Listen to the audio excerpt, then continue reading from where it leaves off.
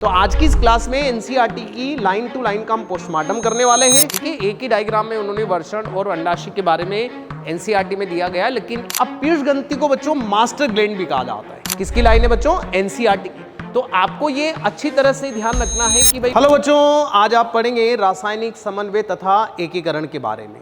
इस चैप्टर में आप अंतःस्रावी ग्रंथियों के बारे में पढ़ेंगे और अंतःस्रावी ग्रंथियों से जो हार्मोन स्रावित होते हैं उन हार्मोन के बारे में आप बहुत डिटेल में पढ़ने वाले हैं। तो हम स्टार्ट करते हैं रासायनिक समन्वय तथा एकीकरण, जिसमें हम एनसीईआरटी की लाइन टू लाइन का पोस्टमार्टम करेंगे। सबसे पहले हम यहाँ एनसीईआरटी से ही शुरुआत करते हैं। तो ये एनसीईआरटी का पैराग्राफ है, इसमें लिखा है कि अंतःस्रावी ग्रंथियाँ जो होती है उनमें नलिकाएँ नहीं होती है, ठीक है। और हम कहेंगे कि इन नलिकाविहीन ग्रंथियों को ही हम अंतःस्रावी ग्रंथियाँ कहते हैं और इनके द्वारा बच्चों हार्मोन का स्त्रवण होता है। किसका स्त्रवण होता है? हार्मोन का। अब जो हार्मोन होते हैं बच्चों सूक्ष्म मात्रा में स्रावित होते हैं और रुधिर के द्वारा एक स्थान से दूसरे स्थान पर पहुंचते हैं। हम कहेंगे रुधिर के द्वारा एक स्थान से दूसरे स्थान पर पहुंचते हैं। तो आपको ये ध्यान रखना है कि जो नलिका विहीन ग्रंथियां हैं, इन नलिका विहीन ग्रंथियों को ही आप कहेंगे अंतःस्रावी ग्रंथि, एंडोक्राइन ग्लैंड। क्या कहेंगे? Endocrine gland. अब यहाँ सबसे पहले हम बात करेंगे कि जो नलिका विहीन ग्रंथियाँ हैं इन्हीं को एंडोक्राइन कहेंगे। नलिका विहीन ग्रंथियों या एंडोक्राइन ग्लैंड के अध्ययन को एंडोक्राइनोलॉजी कहेंगे। क्या कहेंगे? एंडोक्राइनोलॉजी। और हम बात करेंगे कि फादर ऑफ एंडोक्राइनोलॉजी नाम दिया गया थॉमस एडिसन को। किसे नाम दिया गया? थॉमस एडिसन को। अब इन ग्रंथियों के द्वारा हार्मोन हम बात करेंगे स्रावित होता है। हार्मोन का मतलब होता है उत्तेजित करना। हार्मोन का मतलब क्या होता है? उत्तेजित करना। हार्मोन जो होता है, हम कहेंगे एक वैज्ञानिक थे जिनका नाम था स्टार्लिंग। तो स्टार्लिंग वैज्ञानिक थे। स्टार्लिंग वैज्ञानिक ने हम बात करेंगे कि हार्मोन को स्रावित किया। मतलब हार्मोन जो स्टार्लिंग वैज्ञानिक इन्होंने बताया, हार्मोन शब्द दिया, यानी सबसे पहले हार्मोन शब्द जो दिया वो स्टार्लिंग वैज्ञानिक ने दिया। और हार्मोन शब्द का मतलब होता है उत्तेजित करना, एक्साइट करना। अब हार्मोन जो होते हैं अधिकांश स्टीरॉयड प्रवृत्ति के होते हैं। कैसे होते हैं? स्टीरॉयड प्रवृत्ति के। जो हार्मोन होते हैं वो सूक्ष्म मात्रा में स्रावित होते हैं और हम बात करेंगे रुधिर के द्वारा एक स्थान से दूसरे स्थान पर पहुंचते हैं। ये इंटरसेल्युलर मैसेंजर की तरह कार्य करते हैं। तो ये एनसीईआरटी की लाइन से जो आपको बहुत ध्यान से समझना है कि जो हार्मोन होते हैं स्टीरॉयड प्रवृत्ति के होते हैं, अपोषक पदार्थ होते हैं, रुधिर के द्वारा एक स्थान से दूसरे स्थान पर पहुंचते हैं। और हम बात करेंगे कि भाई सूक्ष्म मात्रा में स्रावित होते हैं। किसमें स्रावित होते हैं? सूक्ष्म मात्रा में स्रावित होते हैं। इनका शरीर में संग्रहण नहीं होता है और ये इंटरसेल्युलर मैसेंजर की तरह कार्य करते हैं, ठीक है। नेक्स्ट हम बात करते हैं कि हमारे शरीर में यहाँ पर ये एनसीईआरटी का डायग्राम है। तो आपको ध्यान रखना है कि कौन सी संरचना कहाँ पर है। तो आप यहाँ पर याद रखेंगे कि भाई पीनियल ग्रंथि है, इस साइड याद रखेंगे हाइपोथैलेमस और पीयूष ग्रंथि है। यहाँ आप याद रखेंगे कि भाई थायराइड और पैराथायराइड ग्रंथि है, यहाँ पर अग्नाशय ग्रंथि है, यहाँ वृक्क के ऊपर एड्रिनल ग्रंथि है। इसके अलावा इस डायग्राम में वर्षण और अंडाशय, ठीक है, एक ही डायग्राम में उन्होंने वर्षण और अंडाशय के बारे में एनसीईआरटी में दिया गया, लेकिन एक जंतु मतलब एक में नहीं होंगे, अलग अलग में। नर में वर्षण होते हैं, मादा में अंडाशय होते हैं। नेक्स्ट हम बात करेंगे कि भाई अंतःस्रावी ग्रंथियों के प्रकार। तो सबसे पहले पढ़ने वाले हैं आप पीयूष ग्रंथि। पीयूष ग्रंथि को पिट्यूटरी ग्लैंड भी कहते हैं, इसे हाइपोफाइसिस सेरेब्राई भी कहते हैं। क्या कहेंगे? Hypophysis cerebri. हाइपोफाइसिस सेरेब्राई क्यों बोलते हैं? क्योंकि यह हाइपोथैलेमस से एक व्रंत के द्वारा लटकी होती। अब पीयूष ग्रंथि को बच्चों मास्टर ग्लैंड भी कहा जाता है। क्या कहा जाता है? मास्टर ग्लैंड भी कहा जाता है। पीयूष ग्रंथि की बात करें तो भाई ये एक्टोडर्म की बनी होती है। इसका जो भार होता है बच्चों मतलब 0.5 से 0.6 ग्राम के आसपास होता है। ये मटर के दाने के समान दिखाई देती है, बहुत छोटी ग्रंथि होती है, भार भी बहुत कम होता है। हम बात करें फीमेल की तुलना में मेल में हम बात करें कि जो फीमेल होती है उसमें इसका आकार बड़ा होता है मेल की तुलना में। और ये इनफंडिबुलम व्रंत के द्वारा, जैसे आप इसे ऐसे समझिए कि यहाँ पर ये हाइपोथैलेमस है और यहाँ ये व्रंत है और इस व्रंत से ये पीयूष ग्रंथि लटकी होती है। तो ये जो व्रंत है इस व्रंत का नाम है इनफंडिबुलम। इस व्रंत का नाम क्या है? इनफंडिबुलम नाम है। तो इस व्रंत को हम नाम देंगे इनफंडिबुलम।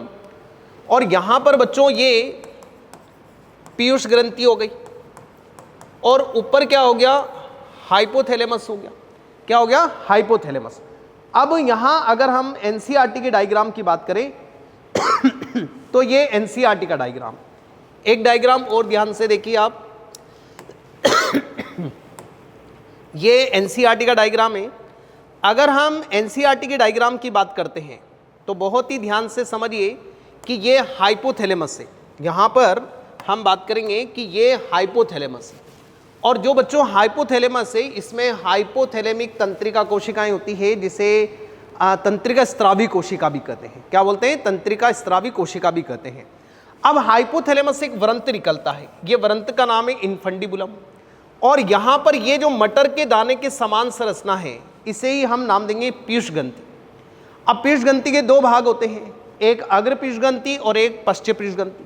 तो सबसे पहले हम बात करते हैं कि भाई यहाँ पर जो पीयूष ग्रंथि होती है, इस पीयूष ग्रंथि के दो भाग होते हैं, एक होता है एडिनोहाइपोफाइसिस और एक होता है न्यूरोहाइपोफाइसिस।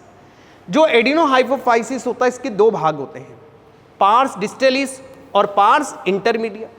कौन कौन से भाग होते हैं, पार्स डिस्टेलिस और पार्स इंटरमीडिया। ठीक है, हम बात करेंगे पार्स डिस्टेलिस से कौन कौन से हार्मोन स्रावित होते हैं। तो आपको याद रखना है कि जो एडिनोहाइपोफाइसिस से कौन कौन से हार्मोन स्रावित होंगे, TSH, ACTH, GH, MSH, LTH और जीटीएच, ये हार्मोन स्रावित होते हैं। हम बात करेंगे कि मनुष्य में पार्स इंटरमीडिया किसके साथ जुड़ जाता है, पार्स डिस्टेलिस के साथ। ये एनसीईआरटी की लाइन है बच्चों, किसकी लाइन है, एनसीईआरटी की लाइन है। अब हम बात करेंगे कि अगर बाय द वे कभी क्वेश्चन आ जाता है कि पार्स इंटरमीडिया से क्या स्रावित होता है, तो आप याद रखेंगे एमएसएच, मेलेनोसाइट स्टिमुलेटिंग हार्मोन। इनके पूरे नाम भी अभी पढ़ने वाले हैं। तो हम बात करें TSH, ACTH, GH, MSH, LTH और जीटीएच। याद रखेंगे टीना आज जिम में लिफ्ट से गई। कैसे याद रखेंगे, टीना आज जिम में लिफ्ट से गई, एक साथ याद हो जाएंगे। जो न्यूरोहाइपोफाइसिस से ये पश्चपिंड होता है, इसे पार्स नर्वोसा भी कहते हैं। इससे दो हार्मोन स्रावित होंगे, एडीएच और ऑक्सीटोसिन। अब हम सबसे पहले बात करते हैं कि जैसे एक डायग्राम ये भी है, ये हाइपोथैलेमस है, ये हाइपोथैलेमिक न्यूरॉन है, ये इन्फंडिबुलम व्रंत है, और यहाँ पर ये क्या है बच्चों, पीयूष ग्रंथि। बोलिए एक साथ, पीयूष ग्रंथि। हम बात करें पीयूष ग्रंथि के दो भाग हैं, एक बड़ा भाग है एडिनोहाइपोफाइसिस और एक जो छोटा भाग है उसका नाम क्या है, न्यूरोहाइपोफाइसिस। ये लगभग 75% होता है, ये लगभग 25% होता है। कितना होता है, 25%। नेक्स्ट हम बात करते हैं कि भाई एडिनोहाइपोफाइसिस। तो पीयूष ग्रंथि के दो भाग होते हैं, पहले भाग का नाम है एडिनोहाइपोफाइसिस, अग्र भाग होता है, बड़ा भाग होता है, 75% होता है। कितना होता है बच्चों बताइए, 75%। और किसका बना होता है, एक्टोडर्म का बना होता है। किसका बना होगा, एक्टोडर्म का बना होगा। तो आपको ये याद रखना है कि ये 75% भाग है, एक्टोडर्म का बना होता है और दो भागों में विभाजित होता है। किस किस में विभाजित होगा, पार्स डिस्टेलिस और पार्स इंटरमीडिया। किस में डिवाइडेड होगा, पार्स डिस्टेलिस और पार्स इंटरमीडिया। अच्छा, मनुष्य में पार्स इंटरमीडिया पार्स डिस्टेलिस से जुड़ जाता है। ये एनसीईआरटी की लाइन है। किसकी लाइन है बच्चों, एनसीईआरटी की। तो आपको ये अच्छी तरह से ध्यान रखना है कि भाई मनुष्य में जो पार्स इंटरमीडिया है वो पार्स डिस्टेलिस से जुड़ जाता है। इसके बाद हम बात करेंगे भाई कौन कौन से हार्मोन स्रावित होते हैं। तो पहला हार्मोन है टीएसएच, थायराइड स्टिमुलेटिंग हार्मोन। बोलिए एक साथ, थायराइड स्टिमुलेटिंग हार्मोन। ये थायराइड ग्रंथि से निकलने वाले हार्मोन का नियमन करेगा, यानी कि थायरोक्सिन का नियमन करेगा। दूसरा है एसीटीएच, एड्रिनोकोर्टिकोट्रोपिक हार्मोन। ठीक है, तो एसीटीएच जो होता है वह एड्रिनल कोर्टेक्स से निकलने वाले हार्मोन का नियमन करेगा। भाई एड्रिनल ग्लैंड होती है, एड्रिनल ग्लैंड के कितने भाग होते हैं, दो भाग, तो एड्रिनल कोर्टेक्स और एड्रिनल मेडुला। तो हम बात करें एसीटीएच जो है वह एड्रिनल कोर्टेक्स से निकलने वाले हार्मोन का नियमन करेगा।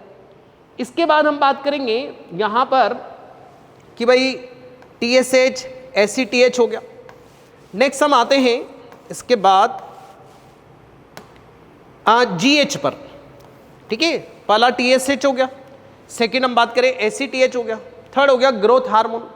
ग्रोथ हार्मोन का दूसरा नाम है एसटीएच, सोमेटोट्रोपिक हार्मोन।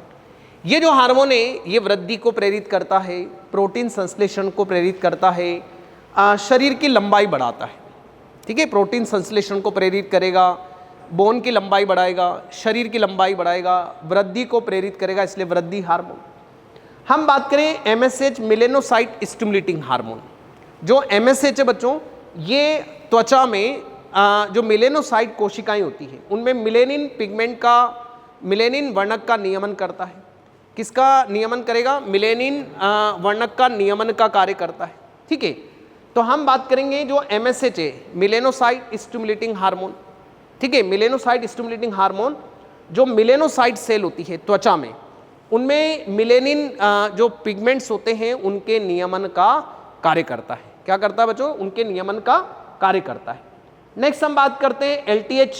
LTH को बोलते हैं ल्यूटियोट्रोपिक हार्मोन। इसे हम बात करें, एक और नाम देते हैं प्रोलैक्टिन, PRL। क्या नाम देंगे? PRL। तो बच्चों फीमेल की स्तन ग्रंथियों में, ठीक है, मिल्क के निर्माण को, ये PYQ क्वेश्चन आप ध्यान रखेंगे कि जो LTH है ल्यूटियोट्रोपिक, ये फीमेल की स्तन ग्रंथियों में हम कहेंगे कि भाई मिल्क के निर्माण, मिल्क फॉर्मेशन, संश्लेषण, उत्पादन को प्रेरित करता है। और आप बच्चों ये ध्यान रखेंगे कि भाई ये PYQ क्वेश्चन, ठीक है, नीट एग्जाम में आया हुआ है। इसके बाद GTH गोनेडोट्रोपिक हार्मोन, ये भाई गोनड के नियमन का कार्य करेगा, जनद। अब हम बात करेंगे कि GTH को हम दो भागों में बांटेंगे बच्चों, FSH और LH। FSH का नाम है फॉलिकुलर स्टिमुलेटिंग हार्मोन। तो भाई आप यहाँ पर देखो, हमने GTH को दो भागों में बांट दिया। FSH का नाम है फॉलिकुलर स्टिमुलेटिंग हार्मोन, पुट्टिका उद्दीपक हार्मोन। ये नर में किसको प्रेरित करेगा? शुक्र जनन को। और मादा में किसको प्रेरित करेगा? अंड जनन। तो भाई आपको याद रखना है कि जो FSH है वो नर में शुक्र जनन को और मादा में अंड जनन को प्रेरित करने का कार्य करता है। हम बात करें luteinizing hormone. Luteinizing hormone mail में लेडिंग सेल अंतराली कोशिकाओं को उद्दीपित करता है। जो LH हार्मोन है, ठीक है, LH हार्मोन मेल में लेडिंग सेल अंतराली कोशिकाओं को उद्दीपित करता है, जो एंड्रोजन टेस्टोस्टेरोन का स्त्रवण करती है। और LH फीमेल में क्या करता है? अंडोत्सर्ग को प्रेरित करता है। किसको प्रेरित करता है? अंडोत्सर्ग को। एक और बात याद रखोगे, कॉर्पस ल्यूटियम को बनाए रखता है। किसको बनाए रखता है भाई? कॉर्पस ल्यूटियम को बनाए रखता है LH फीमेल में, ये ध्यान रखेंगे। नेक्स्ट हम आते हैं कि भाई न्यूरोहाइपोफाइसिस। तो ये पीयूष ग्रंथि का पश्चपिंड है भाई, ये तंत्रिकाओं का बना होता है। तो इसे हम कहेंगे कि भाई न्यूरल एक्टोडम का बना होता है। किसका बना होता है? न्यूरल एक्टोडम का बना होता है। ये लगभग 25% भाग होता है। कितना होता है? 25%। और इसमें हाइपोथैलेमिक तंत्रिका कोशिकाओं के समूह पहुंचते हैं। तो हाइपोथैलेमिक तंत्रिका कोशिकाओं का जो समूह होता है उसे बोलते हैं न्यूक्लियाई। क्या कहेंगे उसे? न्यूक्लियाई। ठीक है, तो ये भाई पहुंचेगा। अब हम बात करेंगे कि जो पश्चपिंड है इसके द्वारा ऑक्सीटोसिन और ADH का स्त्रवण होता है। तो बच्चों ऑक्सीटोसिन और ADH हार्मोन नहीं होते हैं, न्यूरो हार्मोन होते हैं। हार्मोन नहीं, न्यूरो हार्मोन होते हैं। यानी हार्मोन जो होते हैं पश्चपिंड में संग्रहित और मुक्त किए जाते हैं, जबकि ये बनेंगे कहाँ? हाइपोथैलेमस में। ये NCERT की लाइन। तो आज की इस क्लास में NCERT की लाइन टू लाइन का हम पोस्टमार्टम करने वाले हैं। यहाँ इसे जब पढ़ेंगे तो आपको चीज़ें आसान लगेगी। ठीक है, नेक्स्ट हम बात करते हैं कि भाई पहला हार्मोन ADH। ADH का पूरा नाम एंटी डायूरेटिक हार्मोन। हम बात करें इसका एक और नाम क्या है? वैसोप्रेसिन। इसका एक और नाम क्या है बच्चों? पिट्रेसिन। क्या नाम है? पिट्रेसिन। अब ये न्यूरो हार्मोन है। क्या है? Neuro hormone. तो ADH नेफ्रॉन की DCT में, नेफ्रॉन की DCT में जल व आयनों के अवशोषण को प्रेरित करता है। तो ये भी NCERT की लाइन है, आप ध्यान रखेंगे। ये NCERT लाइन है और ये आपने उत्सर्जन में भी पढ़ा है। किस में पढ़ा है? उत्सर्जन में। हम बात करेंगे कि जो ADH है नेफ्रॉन में, नेफ्रॉन की DCT में जल व आयनों के अवशोषण, मुख्य रूप से जल के अवशोषण को, पुनः अवशोषण को प्रेरित करता है। ADH की मान लीजिए कमी हो गई तो नेफ्रॉन में जल का अवशोषण नहीं होगा और मूत्र के साथ अधिक जल की हानि होगी तो उसे एक बीमारी होगी, उसे नाम देंगे डायबिटीज इंसिपिडस। क्या नाम देंगे? डायबिटीज। डायबिटीज इंसिपिडस का मतलब है मूत्र के साथ जल की अधिक हानि। नेक्स्ट हम बात करते हैं भाई ऑक्सीटोसिन। ऑक्सीटोसिन का एक और नाम है पिटोसिन। भाई ऑक्सीटोसिन भी हार्मोन नहीं है बच्चों, न्यूरो हार्मोन है। क्या है? Neuro hormone. इसके कई सारे नाम हैं। ये बच्चे के जन्म में हेल्प करता है तो बर्थ हार्मोन, मिल्क स्त्रावित करता है तो मिल्क इजेक्ट हार्मोन, इसे लविंग हार्मोन भी कहते हैं। क्या कहेंगे? Loving hormone. भाई ये मिल्क लेट डाउन हार्मोन भी कहते हैं। ये दुग्ध स्त्रवण हार्मोन है, दुग्ध के स्त्रवण को प्रेरित करता है। ठीक है। अब ये गर्भाशय की चिकनी पेशियों में संकुचन प्रारंभ करेगा, जिससे आसानी से बच्चे का जन्म होता है, इसलिए इसे बर्थ हार्मोन कहेंगे। क्या कहेंगे बच्चों? Birth hormone. नेक्स्ट हम बात करते हैं कि भाई पीयूष ग्रंथि के विकार। तो पीयूष ग्रंथि में मुख्य रूप से जो विकार होते हैं वह आप ध्यान रखेंगे कि वृद्धि हार्मोन, जो वृद्धि हार्मोन होता है, इस वृद्धि हार्मोन की असामान्यता से ही होगा। तो हम बात करेंगे कि मान लीजिए वृद्धि हार्मोन की बाल्यावस्था में कमी होती है, तो बाल्यावस्था में अगर कमी हो गई तो कौन सा रोग होगा? बोनापन, ड्वार्फिज्म या मिजेट्स।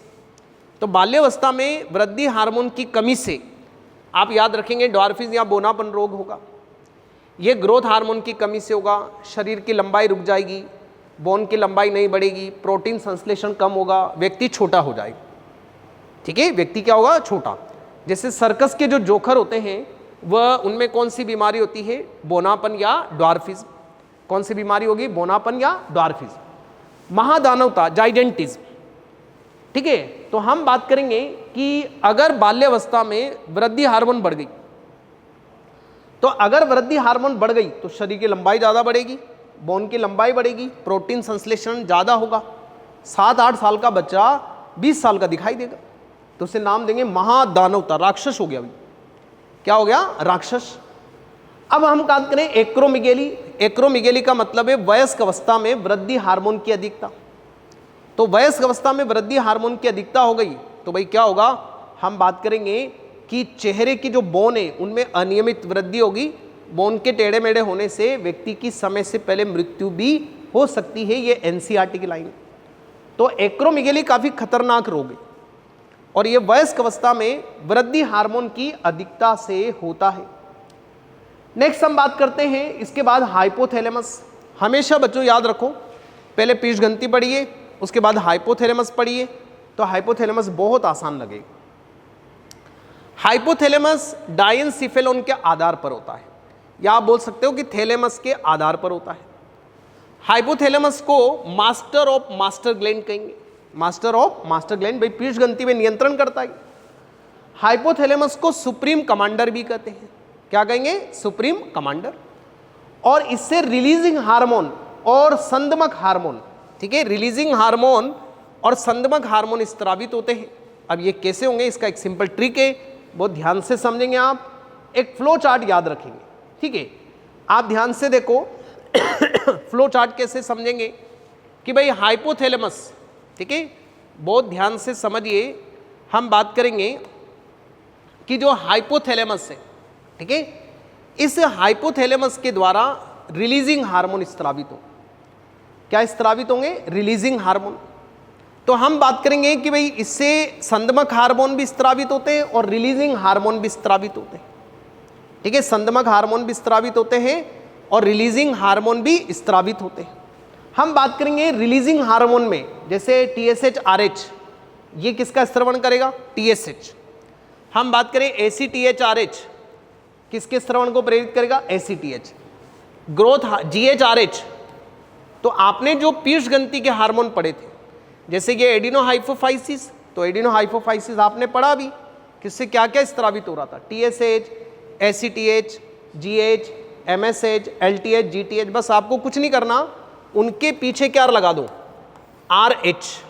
क्या लगा दीजिए? RH। तो भाई TSH RH, ACTH RH, ठीक है, इसको शॉर्ट में CTH RH भी बोल सकते हैं, इसको शॉर्ट में TRH भी कर सकते हैं। ठीक है, अलग अलग नाम दिए गए। ठीक है, अब हम बात करेंगे कि GHRH, GH को, MSHRH, MSH, LTHRH, LTH को। तो भाई ये रिलीजिंग हार्मोन, इसका मतलब है ये स्त्रवण को प्रेरित करेंगे। किसे प्रेरित करेंगे? स्त्रवण को। इसी तरह से बच्चों हम बात करेंगे कि भाई न्यूरो हाइपोफाइसिस तो आपको पता है कि पूरी तरह किसके कंट्रोल में होगा, हाइपोथैलेमस। अब इसके साथ ही हम बात करेंगे कि भाई संदबक हार्मोन,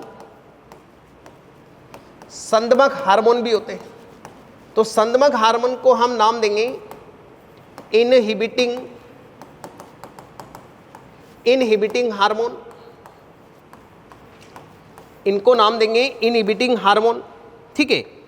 अब यहां पर आपको याद रखना है कि GHRH और GHIH, तो इसका एक और नाम है सोमेटोक्राइनिन, ये एनसीईआरटी की लाइन है।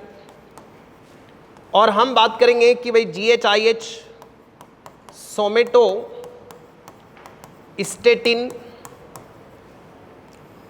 सोमेटोस्टेटिन, ये GHIH का नाम है। तो संदमक हार्मोन में आप 2-3 याद रखेंगे, GHIH, PRL, IH, MSH, IH, ठीक है। तो IH का मतलब है रोकने वाले और RH का मतलब क्या है, बढ़ाने वाले। अब यहां ये एनसीईआरटी की लाइन है, भाई इनके नाम पूछ सकते हैं आपसे, एनसीईआरटी लाइन है कि सोमेटोक्राइनिन का क्या नाम है। तो सोमेटोक्राइनिन GHRH, क्या है बच्चों, GHRH। और GHIH का नाम क्या है, सोमेटोस्टेटिन। क्या नाम है बच्चों, सोमेटोस्टेटिन। इसके बाद हम आते हैं नेक्स्ट, थायराइड ग्लैंड। बच्चों थायराइड ग्लैंड जो होती है ये सबसे बड़ी एंडोक्राइन ग्लैंड है, ठीक है। और एंडोडर्म की बनी होती है, किसकी बनी होती है, एंडोडर्म की। ये एनसीईआरटी का डायग्राम देखिए आप, तो एनसीईआरटी का डायग्राम देख रहे हैं, तो ये हमारे गले में स्वर यंत्र के नीचे होती है। कहाँ पर होती है, स्वर यंत्र के नीचे होती है थायराइड ग्रंथि। तो थायराइड ग्रंथि एंडोडर्म की बनी होती है, किसकी बनी होती है, एंडोडर्म की। और हम बात करेंगे कि भाई लार्जेस्ट एंडोक्राइन ग्लैंड है, बाहर कितना होगा, 25 से 30 ग्राम एंडोडर्म की बनी होगी, और फीमेल में इसका आकार बड़ा होता है। इस ग्रंथि में बच्चों 2 पिंड होते हैं, ठीक है। एक पिंड ये हो गया और एक पिंड हो गया, और दोनों पिंड एक पट्टी के द्वारा जुड़े होंगे। इस पट्टी का नाम क्या है, इस्थमस। क्या नाम है भाई, इस्थमस। उस पट्टी का नाम क्या है, इस्थमस नाम है। तो ये जो पट्टी है, इस पट्टी का नाम क्या है, इस्थमस होगा। क्या होगा, इस्थमस। नेक्स्ट हम बात करते हैं कि जो थायराइड ग्रंथि होती है उसके भीतर संयोजी ऊतक भरा होता है। इस संयोजी ऊतक को हम नाम देंगे स्ट्रोमा। क्या नाम देंगे, स्ट्रोमा। और उसमें अनेक पुटिकाएं होती है बच्चों। क्या होती है, पुटिकाएं। जो पुटिकाएं होती है उनकी भीतरी सतह बनी होती है घनाकार उपकला की। किसकी बनी होती है, घनाकार, सरल घनाकार उपकला की।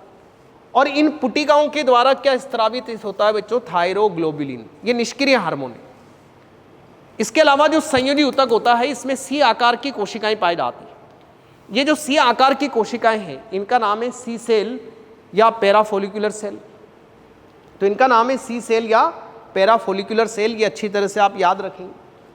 अब हम बात करेंगे कि जो सी सेल है ये रक्त में कैल्शियम को कम करती है, इसलिए इसको नाम देते हैं हाइपोकैल्सेमिक हार्मोन। तो भाई सी सेल के द्वारा एक हार्मोन स्त्रावित होता है जिससे बोलते हैं थायरोकैल्सिटोनिन। सी सेल से एक हार्मोन स्त्रावित होता है जिसे नाम देते हैं थायरोकैल्सिटोनिन हार्मोन, या बच्चों शॉर्ट में इसे आप नाम दे सकते हो टीसीटी। क्या नाम दे सकते हैं, टीसीटी। और ये रक्त में कैल्शियम कम करेगा, इसलिए इसका नाम क्या हो गया, हाइपोकैल्सेमिक हार्मोन। अब थायरोक्सिन हार्मोन का निर्माण कैसे होता है भाई, थायराइड ग्रंथि के द्वारा थायरोग्लोबुलिन क्या स्त्रावित होगा, थायरोग्लोबुलिन। जो थायरोग्लोबिन है उससे टायरोसिन एमिनो अम्ल निकलेगा। अब टायरोसिन एमिनो अम्ल जो है थायरोग्लोबुलिन के अंदर होता है, आयोडीन से क्रिया करके मोनो आइडोटायरोनिन बनाता है। क्या बनाता है, मोनो आइडोटायरोनिन। मोनो और मोनो मिलकर क्या बनाएंगे, डाई बनाएंगे। और मोनो और डाई मिलकर क्या बनाएंगे, ट्राई। ये एनसीईआरटी में है, ट्राई आइडोथायरोनिन। इसको T3 भी बोलते हैं, और ये 20% स्त्रावित होता है। हम कहेंगे ट्राई और मोनो मिलकर क्या बनाएंगे, टेट्रा आइडोथायरोनिन। इसे थायरोक्सिन हार्मोन भी बोलते हैं। क्या बोलते हैं, थायरोक्सिन हार्मोन। और इसे T4 भी बोलते हैं, और ये लगभग 80%। लेकिन आप ध्यान रखेंगे T4, आप ध्यान रखेंगे कि T3 T4 से अधिक प्रभावी होता है। वापस बोल रहा हूं मैं, T3 T4 से अधिक प्रभावी होता है। T4 का नाम क्या है? थायरोक्सिन। जब भी किसी व्यक्ति में अगर थायराइड से संबंधित बीमारी होती है तो 3 टेस्ट किए जाते हैं, TSH, T3, T4। अगर बाय द वे TSH कम ज़्यादा हो रहा है तो पीयूष ग्रंथि को चेक करते हैं, मतलब उससे संबंधित दवाइयाँ देंगे। अगर बाय द वे इनकी कमी और अधिकता हो रही है तो फिर थायराइड ग्रंथि से संबंधित दवाइयाँ देंगे। ठीक है, नेक्स्ट हम बात करते हैं थायरोक्सिन हार्मोन के कार्य। भाई थायरोक्सिन हार्मोन, ठीक है, हमारे शरीर में प्रोटीन, कार्बोहाइड्रेट, वसा के उपापचय का नियमन करेगा। तो आपको ध्यान रखना है कि भाई प्रोटीन, वसा, कार्बोहाइड्रेट के उपापचय का नियमन करता है। ये हमारी BMR बेसल मेटाबॉलिक रेट को बनाए रखता है। ठीक है, ये हमारी शरीर में ऊर्जा का निर्माण करता है, इसलिए इसको बोलते हैं कैलोरीजेनिक हार्मोन। क्या कहेंगे? कैलोरीजेनिक हार्मोन। ये RBC के निर्माण को प्रेरित करता है। ये शरीर में जल व इलेक्ट्रोलाइट के नियमन का कार्य करेगा। हम बात करें फीमेल में रज चक्र या मेंस्ट्रुअल साइकिल को बनाए रखेगा। और हम बात करेंगे कि एम्फीबिया में टेडपोल लार्वा को वयस्क मेंढक में चेंज करेगा, इसलिए इसको बोलते हैं कायंत्रित हार्मोन, मेटामॉर्फोसिस हार्मोन। कायंत्रित हार्मोन या मेटामॉर्फोसिस हार्मोन। जैसे पुराने क्वेश्चन मिलेंगे आपको कि एक टेडपोल लार्वा में थायरोक्सिन हार्मोन का इंजेक्शन लगा दिया तो भाई जल्दी जल्दी बड़ा हो जाएगा वो। टेडपोल लार्वा में थायराइड ग्रंथि हटा दी तो भाई लार्वा लार्वा में ही बना रहेगा। ठीक है, नेक्स्ट हम बात करते हैं कि भाई इसके विकार। तो थायराइड ग्रंथि के विकार, पहला हम बात करेंगे कि भाई क्रेटिनिज्म। ठीक है, क्रेटिनिज्म का मतलब है कि बाल्यावस्था में थायरोक्सिन हार्मोन की कमी। तो भाई बाल्यावस्था में थायरोक्सिन की कमी से क्या होगी? उपापचय क्रियाएं धीमी हो जाएगी, BMR कम हो जाएगा। ठीक है, हम बात करेंगे कि जो बच्चा है वो गूंगा बहरा हो सकता है, डीप म्यूटिज्म हो सकता है, शरीर की लंबाई नहीं बढ़ेगी। ठीक है, एक और इम्पोर्टेंट कार्य जो यहाँ पर ही हम इसको वापस डिस्कस करते हैं कि ये हमारी फिजिकल, मेंटल, मानसिक व सेक्सुअल वृद्धि को प्रेरित करता है। तो थायरोक्सिन जो होता है फिजिकल, शारीरिक, मेंटल, मानसिक और सेक्सुअल वृद्धि को प्रेरित करता है। यानी कि थायरोक्सिन की कमी हो गई तो शुक्राणु नहीं बनेंगे, अंडाणु नहीं बनेंगे। ठीक है, तो इसका मतलब है कि भाई क्रेटिनिज्म जो हम बात करेंगे कि जो बच्चा है वो शारीरिक, मानसिक, लैंगिक रूप से विकसित नहीं होगा, लंबाई कम होगी, छोटा होगा, BMR कम हो जाएगी, गूंगा बहरा होगा। ठीक है, हम बात करेंगे कि भाई काफ़ी उपापचय क्रियाएं भी धीमी हो जाएगी।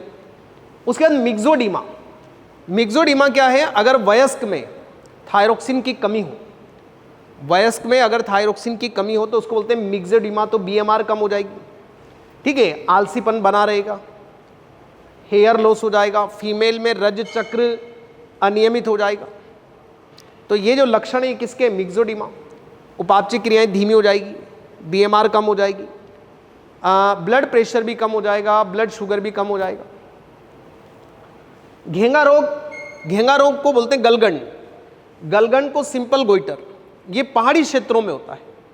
पहाड़ी क्षेत्रों में क्यों होता है? क्योंकि भाई वहाँ सीढ़ी नुमा खेती होती है, यहाँ पर पौधे लगाए जाते हैं। अब ऊपर से जब पानी आएगा तो उसके साथ सारे मिनरल्स बह के चले जाएंगे। तो पहाड़ी क्षेत्रों में घेंगा रोग, गलगंड रोग ज़्यादा होता है। तो भाई ये आयोडीन की कमी से होगा। किसकी कमी से होगा? आयोडीन। अब आयोडीन की कमी से क्या होगा? थायरोग्लोबुलिन इकट्ठा हो गया ग्रंथि में, क्योंकि वह थायरोक्सिन में परिवर्तित नहीं हुआ, वह ग्रंथि में इकट्ठा हो गया। जब वह ग्रंथि में इकट्ठा हो गया तो ग्रंथि गले में लटक गई, तो इसे बोलते हैं घेंगा रोग। क्या बोलते हैं बच्चों? घेंगा रोग। इसके बाद हम कहेंगे अधिकता से। अगर थायरोक्सिन हार्मोन की अधिकता होती है तो उससे होता है नेत्रोस्थेदी रोग, एक्सोप्थेलेमिक गोइटर, या इसे एक को नाम देते हैं ग्रेव रोग। क्या नाम देते हैं? Grave disease. तो इसे ग्रेव डिजीज भी नाम देते हैं। ठीक है, अब इसमें क्या होता है कि जो नेत्र गोलक हैं वो बाहर की तरफ उभरे हुए दिखाई देते हैं, चेहरा डरावना लगता है, उपापचय क्रियाएं बढ़ जाएगी, ब्लड शुगर बढ़ जाएगी, ठीक है, वजन कम हो जाएगा, ठीक है, वजन कम हो जाएगा, ध्यान रखेंगे।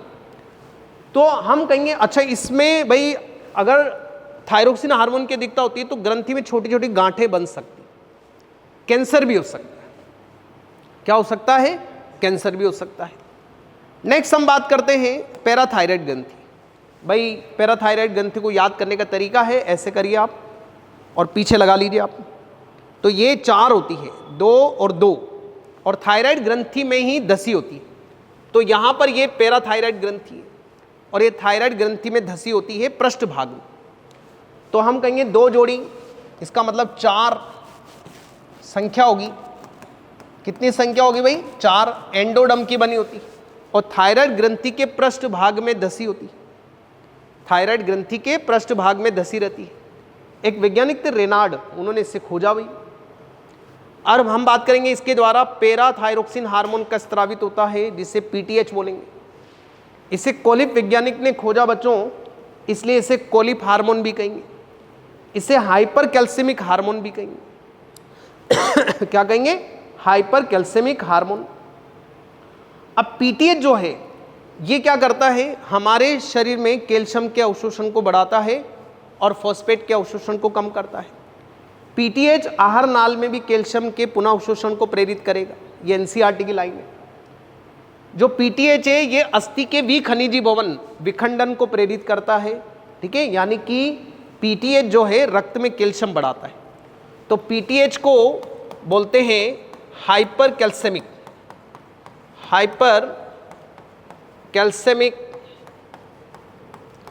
हार्मोन।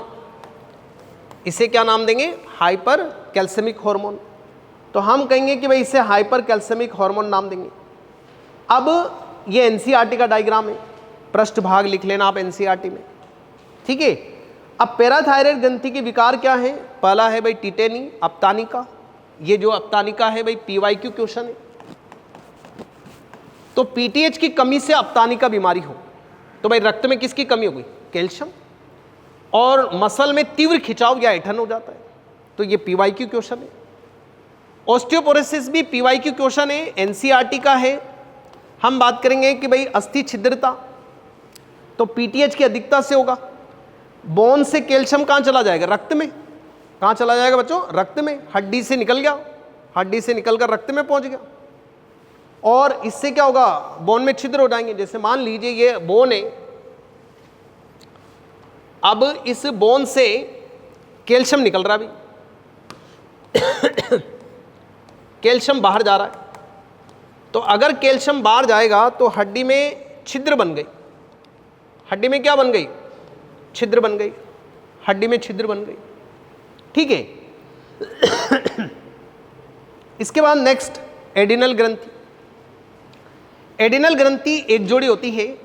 हम बात करेंगे कि भाई एक्टोमीजोडर्म की बनी होती है और इसका जो भार होता है वह 4 से 6 ग्राम होता है। कितना होता है? 4 से 6 ग्राम इसका भार होता है, ठीक है।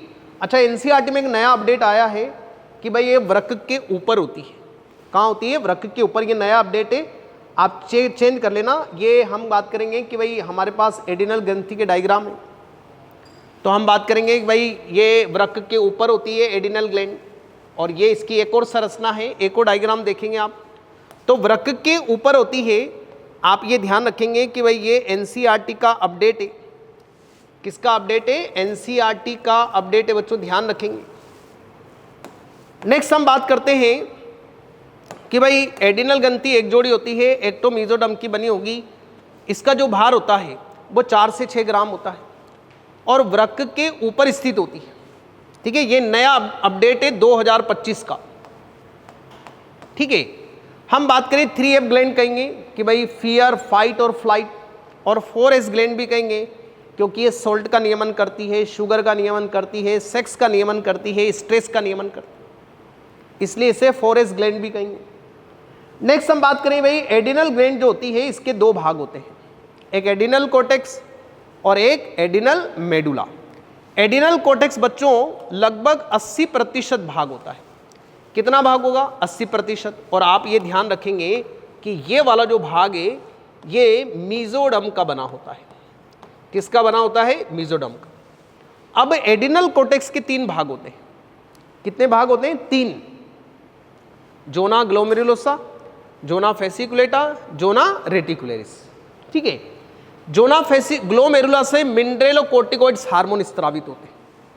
क्या स्त्रावित होते हैं? मिनरेलोकोर्टिकोइड्स। जोना फेसिकुलेटा से ग्लूकोकोर्टिकोइड हार्मोन स्त्रावित होंगे। क्या स्त्रावित होंगे? ग्लूकोकोर्टिकोइड्स हार्मोन स्त्रावित होंगे। और जोना रेटिकुलरिस से सेक्स हार्मोन स्त्रावित होते हैं। क्या स्त्रावित होते हैं? Sex hormone. इसके बाद एड्रिनल मेडुला। एड्रिनल मेडुला जो होता है लगभग हम बात करें 20% होता है। कितना होता है? 20%। इसमें क्रोमेफिन कोशिकाएं पाई जाती हैं जिनके द्वारा एड्रिनेलिन और नॉर एड्रिनेलिन हार्मोन का स्त्रवण होता है। एड्रिनेलिन को एपिनेफ्रिन भी कहते हैं, नॉर एड्रिनेलिन को नॉर एपिनेफ्रिन भी कहते हैं। क्या कहेंगे? नॉर एपिनेफ्रिन भी कहेंगे। तो भाई यहाँ पर आप ध्यान से समझेंगे, ये एक और एनसीईआरटी का डायग्राम है। ठीक है, मतलब एक अच्छा डायग्राम है। एडिनल कोर्टेक्स के 3 भाग, zona glomerulosa, zona fasciculata, zona reticularis. और ये वाला भाग जो है एडिनल मेडुला, इसमें कौन सी सेल है? क्रोमेफिन कोशिकाएं। कौन सी कोशिकाएं हैं? क्रोमेफिन। अब आप आ जाइए एडिनल कोर्टेक्स पर। तो भाई एडिनल कोर्टेक्स के कितने भाग होते हैं? 3। Zona glomerulosa, zona fasciculata, zona reticularis. तो हम बात करते हैं सबसे पहले कि भाई एडिनल कोर्टेक्स बाहरी भाग है, 80% भाग है, मीजोडर्म का बना होता है। कितनी परतें होती हैं? 3 परतें होती हैं। जोना ग्लोमेरुलोसा बाहरी परत है, मिनरेलोकोर्टिकोइड्स का स्त्रवण होता है। ये स्टीरॉयड हार्मोन है बच्चों, ये हार्मोन का समूह है। किसका समूह है? हार्मोन का समूह है। और हम बात करेंगे कि भाई इसमें मुख्य रूप से एल्डोस्टेरोन का स्त्रवण होता है। एल्डोस्टेरोन हमारे शरीर में सोडियम के अवशोषण को बढ़ाता है, जल के अवशोषण को भी प्रेरित करेगा, K+ को निष्कासित करेगा, उत्सर्जित करेगा, और पोटेशियम को उत्सर्जित करता है। ये एनसीईआरटी की लाइन है। जो एल्डोस्टेरोन होता है ये आप ऐसे याद रखिए कि ब्लड प्रेशर के नियमन में भी हेल्प करता है। एल्डोस्टेरोन अगर बाय द वे बढ़ गया तो ब्लड प्रेशर बढ़ जाएगा। ठीक है। जोना फेसिकुलेटा मध्य परत होती है, इससे ग्लूकोकोर्टिकोइड हार्मोन स्त्रावित होता है। जो ग्लूकोकोर्टिकोइड से, इससे स्टीरॉयड हार्मोन कहते हैं, हार्मोन का समूह कहेंगे। इसमें 3 हार्मोन होते हैं, कोर्टिसोल, कोर्टिकोस्टेरोन और कोर्टिसोन। कौन कौन से होते हैं? कोर्टिसोल, कोर्टिकोस्टेरोन और कोर्टिसोल। हम बात करें मुख्य रूप से क्या है? कोर्टिसोल। मुख्य रूप से क्या है भाई? कोर्टिसोल। अब कोर्टिसोल जो होता है रक्त में ग्लूकोज बढ़ाता है। ठीक है, रक्त में क्या करता है? ग्लूकोज बढ़ाता है। ये कोर्टिसोल के कार्य हैं। कोर्टिसोल के कार्य, तो भाई रक्त में ग्लूकोज का बढ़ाता है। हाइपरग्लाइसेमिक हार्मोन कहेंगे। हम कहेंगे भाई ग्लाइकोजन संश्लेषण को प्रेरित करता है। आरबीसी का नंबर बढ़ाएगा। आरबीसी के नंबर को बच्चों थायरोक्सिन भी बढ़ाता है, कोर्टिसोल भी बढ़ाता है, टेस्टोस्टेरोन भी बढ़ाता है। हम कहेंगे डब्ल्यूबीसी को कम करता है, इसका मतलब प्रतिरक्षा का संदमन करेगा। ये पीवाईक्यू क्वेश्चन है। कैसा क्वेश्चन है? पीवाईक्यू। इसके अलावा ग्लूकोनियोजेनेसिस को प्रेरित करता है। ग्लूकोनियोजेनेसिस क्या है? नॉन कार्बोहाइड्रेट से कार्बोहाइड्रेट बना। वसा अम्ल से ग्लूकोज बनेगा, एमिनो अम्ल से ग्लूकोज बनेगा, इसको बोलते हैं ग्लूकोनियोजेनेसिस। क्या कहेंगे? ग्लूकोनियोजेनेसिस। वसा विखंडन प्रोटीन विखंडन को प्रेरित करेगा, जिससे ज़्यादा से ज़्यादा वसी अम्ल और एमिनो अम्ल बने। ये ज़्यादा बनेंगे तो ग्लूकोज बनेगा, और ग्लूकोज बनेगा तो ग्लूकोज का स्तर बढ़ेगा। को रिलेट चीज़ें। हम बात करें एमिनो अम्ल के कोशीय ग्रहण को रोकता है, ये एनसीईआरटी की लाइन है। एनसीईआरटी लाइन है भाई, एनसीईआरटी लाइन है। सूजन कम करता है, और भाई अगर ये बढ़ जाए तो तनाव हो सकता है। Stress hormone. क्या कहेंगे बच्चों? Stress hormone. नेक्स्ट हम बात करेंगे कि भाई जोना रेटिकुलरिस। तो अगर आप डायग्राम देख रहे हैं तो ये जोना रेटिकुलरिस, तो ये भीतरी भाग है। गोनेडोकोर्टिकोइड स्त्रावित होते हैं। गोनेडोकोर्टिकोइड्स स्टीरॉयड हार्मोन है। ये ग्रुप हार्मोन है भाई। कैसा हार्मोन है? Group hormone. हम बात करें इन्हें सेक्स हार्मोन भी कहते हैं, लिंग हार्मोन भी कहेंगे। और इनमें मुख्य रूप से क्या होता है? एंड्रोजन और एस्ट्रोजन। मुख्य रूप से क्या होता है? एंड्रोजन और एस्ट्रोजन। और ये हम बात करेंगे कि भाई मनुष्य में द्वितीयक लैंगिक लक्षणों को विकास को प्रेरित करते हैं, जैसे चेहरे पर बालों का आना, अक्षीय बालों का आना, कमर वाले भाग में बालों का उत्पन्न होना, इसको प्रेरित करते हैं। ठीक है, यानी द्वितीयक लैंगिक लक्षणों को बढ़ाएंगे। इसके बाद एडिनल मेडुला। एडिनल मेडुला भीतरी भाग होता है, लगभग 20% भाग होता है। ठीक है, हम बात करेंगे कि भाई किसका बना होता है, एक्टोडर्म का। किसका बना होता है, एक्टोडर्म का बना होता है। ठीक है हम कहेंगे कि भाई एड्रिनेलिन और नॉर एड्रिनेलिन का स्त्रवण होता है। अब इन्हें सम्मिलित रूप से क्या बोलते हैं, कैटेकोलेमिन्स। भाई इन्हें इमरजेंसी हार्मोन, युद्ध हार्मोन भी कहते हैं। जैसे मान लीजिए आप कमरे में पड़ रहे हैं, अचानक सांप आ गया, तो कौन से हार्मोन स्त्रावित होंगे, एड्रिनेलिन, नॉर एड्रिनेलिन। या आपको भूत दिख गया, चुड़ैल दिख गई मजाक के रूप में, तो फिर कौन से, इमरजेंसी हार्मोन। तो भाई ये हार्मोन क्या करते हैं, हम बात करेंगे कि भाई एडिनल मेडुला के जो हार्मोन है ब्लड प्रेशर बढ़ाएंगे। जैसे मान लीजिए सांप आ गया, तो आप क्या करेंगे, घबरा जाएंगे, कपकपी भी हो सकती है, श्वसन दर बढ़ सकती है, ब्लड प्रेशर तो बढ़ेगा इससे, हृदय धड़कन बढ़ेगी, उपापचय क्रियाएं तेज हो जाएगी, ग्लाइकोजन का विखंडन हो जाएगा क्योंकि ऊर्जा चाहिए, आंखें चौड़ी हो जाएगी, प्यूपिल, ठीक है, प्यूपिल चौड़ा हो जाएगा, और पसीना आ जाएगा, प्यास भी लगेगी। जैसे कभी आपने डरावनी पिक्चर देखी हो, तब भी ये हार्मोन स्त्रावित होते हैं। ठीक है, तो एड्रिनेलिन को क्या कहेंगे, एपिनेफ्रिन, और नॉर एड्रिनेलिन को क्या कहेंगे, नॉर एपिनेफ्रिन। अब इसके बाद एडिनल ग्रंथि के विकार। तो पहला है भाई एडिसन रोग।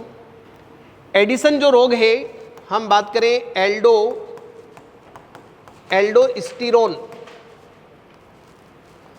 एल्डोस्टेरोन की कमी से होगा। एल्डोस्टेरोन की कमी से होगा, तो हम कहेंगे कि भाई सोडियम का अवशोषण नहीं होगा। ठीक है भाई, एल्डोस्टेरोन की कमी होगी तो हम बात करेंगे कि भाई सोडियम का अवशोषण नहीं होगा। सोडियम का अवशोषण नहीं होगा, रक्त में सोडियम की कमी हो गई, ब्लड प्रेशर कम हो गया, डिहाइड्रेशन हो सकता है, उल्टियाँ हो सकती है, दस्त लग सकते हैं, बेचैनी हो सकती है, और त्वचा जो है वो तांबे समान ब्रोंज कलर की हो जाएगी। तो भाई थॉमस एडिसन ने इसको खोजा था, इसलिए नाम रखा एडिसन रोग। थॉमस एडिसन ने मवेशी जानवर की एडिनल ग्रंथि निकाल दी और फिर देखा कि उसमें क्या क्या चेंज है। ठीक है, तो हम बात करें त्वचा ब्रोंज या कांस्य कलर की हो जाएगी। कुशिंग सिंड्रोम क्या होता है, ग्लूकोकोर्टिकॉइड्स बढ़ गया, इसमें एल्डोस्टेरोन भी बढ़ता है, ग्लूकोकोर्टिकॉइड्स भी बढ़ेगा। तो कुशिंग सिंड्रोम में जो होता है ब्लड शुगर बढ़ गया, ब्लड प्रेशर बढ़ गया। ठीक है, हम बात करें यहाँ पर कुशिंग सिंड्रोम में शरीर मोटापा बढ़ जाएगा, ओबेसिटी, और जो चेहरा वह चंद्रमा जैसा हो जाएगा, मून शेप। कैसा हो जाएगा भाई, moon shape. Moon shape face हो जाएगा, चंद्रमा जैसा चेहरा दिखाई देने लगेगा। Next gynaecomastia. गायनेकोमेस्टिया क्या होता है, जैसे नर में लिंग हार्मोन बढ़ गई तो नर में स्तन ग्रंथियां विकसित हो गई, स्तन ग्रंथियां बड़ी बड़ी हो गई, तो गायनेकोमेस्टिया। एडिनल विरिलिज्म, अगर फीमेल में लिंग हार्मोन बढ़ गई तो चेहरे पर दाढ़ी मूंछ आ गई, तो इसे क्या नाम देंगे, एडिनल विरिलिज्म। क्या नाम देंगे, एडिनल विरिलिज्म। इसके बाद हम आते हैं पीनियल ग्लैंड। किस पर आते हैं भाई, पीनियल ग्लैंड। तो पीनियल ग्लैंड जो है एक्टोडर्म की बनी है। किसकी बनी है भाई, एक्टोडर्म। हम बात करेंगे कि भाई स्मॉल ग्लैंड है। कैसी ग्लैंड है, स्मॉल। हम बात करें अग्र मस्तिष्क के पृष्ठ भाग में होती है। कहां पर होती है, पृष्ठ भाग में। इस पीनियल ग्रंथि में छोटे छोटे कण भी होते हैं जिन्हें सैंड पार्टिकल भी कहा जाता है। अब हम बात करेंगे कि भाई एक और एक्स्ट्रा नॉलेज एपिथेलेमस के ऊपर होती है और इसके द्वारा मिलेटोनिन हार्मोन का स्त्रवण होता है। किसका स्त्रवण होगा, मिलेटोनिन हार्मोन का स्त्रवण होगा। अब मिलेटोनिन हम कहेंगे भाई प्रोटीन हार्मोन है। पीनियल ग्रंथि भी एक्टोडर्मल हार्मोन ग्रंथि है। जो मिलेटोनिन है, ये हम बात करेंगे मिलेटोनिन कि भाई आप ऐसे याद रखेंगे कि जो मिलेटोनिन है प्रोटीन हार्मोन है, ये हमारे शरीर में 24 घंटे दिनचर्या को बनाए रखता है। सोने जागने चक्र का नियमन करता है। आपने घर पे देखा होगा, पेरेंट्स सुबह अगर 5 बजे उठ रहे तो ऑटोमेटिक 5 बजे उठ जाते हैं बिना अलार्म घड़ी की सहायता से। हम बात करें फीमेल में, रज चक्र का नियमन करता है। जो मिलेटोनिन FSH का संदमन करता है, यानी कि ये प्यूबर्टी को रोकता है, यौवन अवस्था को रोकता है। हम बात करें FSH का संदमन करेगा, ये पिगमेंटेशन का नियमन करता है, ठीक है। और हम कहेंगे कि शरीर में एक तरह से डिफेंस कैपेसिटी, ठीक है, प्रतिरक्षा क्षमता को भी एक तरह से ये नियमन करने में हेल्प करता है। ये NCERT की लाइन है बच्चों। किसकी लाइन है? NCERT। त्वचा में वर्णक का नियमन करेगा, ठीक है। बॉडी टेम्परेचर के नियमन में भी हेल्प करता है। नेक्स्ट हम बात करते हैं कि जो पीनियल ग्रंथि है, ये आप ऐसा बोल सकते हो शरीर में जैविक घड़ी की तरह काम करती है। किसकी तरह काम करती है? जैविक घड़ी। उसके बाद थाइमस ग्लैंड, ऐसा करिए आप, तो स्टर्नम के जस्ट पीछे उरोस्थी, स्टर्नम को क्या कहेंगे? उरोस्थी के जस्ट पीछे होती है। हम बात करेंगे कि भाई महाधमनी के अधर भाग में पाई जाती है और इसमें 2 छोटे पिंड होते हैं, ये एंडोडर्म की बनी होती है, ठीक है। थाइमोसिन हार्मोन स्त्रावित होगा बच्चों, पेप्टाइड हार्मोन है। अब थाइमस ग्रंथि को training school of T lymphocyte भी कहते हैं, क्योंकि यहाँ पर टी लिम्फोसाइट का परिपक्वन होता है। क्या होता है? परिपक्वन। जो थाइमस ग्रंथि है प्राथमिक लसी का अंग है, तो यहाँ टी लिम्फोसाइट का परिपक्वन होता है। जो थाइमोसिन है हमारे शरीर में प्रतिरक्षा को बढ़ाने का कार्य करता है। किसका कार्य करेगा? प्रतिरक्षा को बढ़ाने का कार्य करेगा। ये हमारे शरीर में कोशिका मध्यस्थता प्रतिरक्षा को बनाए रखता है। PYQ क्वेश्चन है भाई, टी लिम्फोसाइट शरीर में कोशिका मध्यस्थता प्रतिरक्षा को बनाए रखती है। ये मानव स्वास्थ्य एवं रोग में आप डिटेल में पढ़ेंगे। हम कहेंगे कि भाई ये हेल्पर टी सेल को उद्दीपित करेगा, तो बी लिम्फोसाइट को उद्दीपित करेगी, वो एंटीबॉडी बनाएगी। और एंटीबॉडी हमारे शरीर में तरल प्रतिरक्षा को बनाए रखता है, ह्यूमरल इम्यूनिटी को बढ़ाए रखता है। PYQ क्वेश्चन है। कैसा क्वेश्चन है? PYQ। इसके बाद हम आते हैं पेनक्रियाज ग्लैंड। तो भाई पेनक्रियाज ग्लैंड कैसी होती है? मिक्स्ड ग्लैंड, मिश्रित ग्रंथि। ये हेटेरोक्राइन ग्रंथि है, इसे संयुक्त ग्रंथि भी कहेंगे। इसमें 99% भाग क्या है? बहिस्त्रावी, और 1% क्या है? अंतःस्त्रावी। इसमें लेंगरहैंस के द्वीप समूह पाए जाते हैं, जो अग्नाशय ग्रंथि के ऊतकों के 1 या 2% होते हैं। और लेंगरहैंस के द्वीप की समूह की संख्या होती है 10 से 20 लाख। कितनी होगी भाई? जोर से बोलिए। अब हम बात करेंगे कि यहाँ पर ये अग्नाशय ग्रंथि का डायग्राम है, तो आप ध्यान से देखो कि यहाँ अग्नाशय ग्रंथि में गोल गोल सा रचनाएं, जिन्हें एसिनी कहेंगे, और एसिनी की भीतरी सतह सरल घनाकार उपकला की बनी है। एसिनी जो होती है, इनके द्वारा क्या स्त्रावित होगा? अग्नाशय रस। और थायराइड ग्रंथि का ये अनुप्रस्थ काट है बच्चों। क्या है? अनुप्रस्थ काट। अब हम बात करेंगे कि भाई यहाँ पर लेंगरहैंस के द्वीप समूह है। क्या है? बोलो। लेंगरहैंस के द्वीप समूह। अब लेंगरहैंस के द्वीप समूह में अल्फा कोशिकाएं, बीटा कोशिकाएं, और हम कहेंगे कि भाई डेल्टा कोशिकाएं। कौन कौन सी कोशिकाएं? अल्फा, बीटा, डेल्टा कोशिकाएं। जो मुख्य कोशिकाएं वह अल्फा और बीटा है, ठीक है। मुख्य कोशिकाएं कौन सी है? अल्फा और बीटा है। तो सबसे पहले हम यहां पर बात करते हैं कि भाई अल्फा कोशिकाएं लगभग 20 से 25% होती है। हम बात करेंगे कि ग्लूकागोन हार्मोन का स्त्रवण होता है, जो प्रोटीन हार्मोन है भाई। अब ये जो प्रोटीन हार्मोन है, ये रक्त में ग्लूकोज को बढ़ाएगा, इसलिए इसे बोलते हैं हाइपर ग्लाइसेमिक हार्मोन। क्या नाम देंगे बच्चों? Hyperglycaemic hormone. जोर से बोलिए। हाइपर ग्लाइसेमिक हार्मोन, ठीक है। हाइपर ग्लाइसेमिक हार्मोन कहेंगे। क्या कहेंगे? Hyperglycaemic hormone. अब हम बात करेंगे कि भाई ये ग्लूकोज के विखंडन को प्रेरित करेगा, इसे बोलते हैं ग्लाइकोजिनोलाइसिस, यानी ग्लाइकोजन को ग्लूकोज में तोड़ना। तो ग्लाइकोजन के विखंडन को प्रेरित करता है, इसे बोलते हैं ग्लाइकोजिनोलाइसिस। तो अगर ग्लूकोज बनेगा तो रक्त में बढ़ेगा।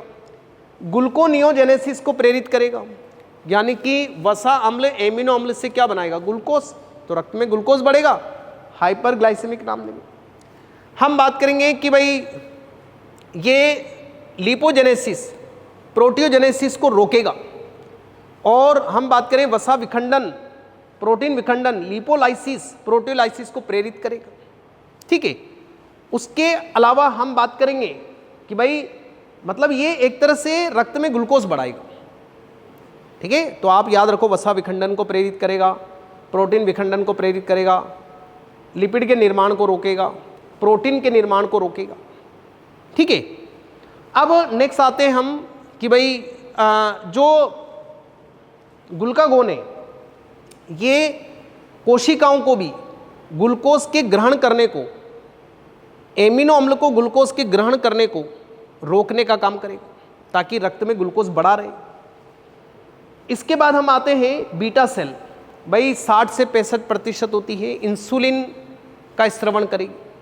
किसका स्रवण करेगी? इंसुलिन का। अब जो इंसुलिन है भाई प्रोटीन हार्मोन है। कैसा हार्मोन है बच्चों?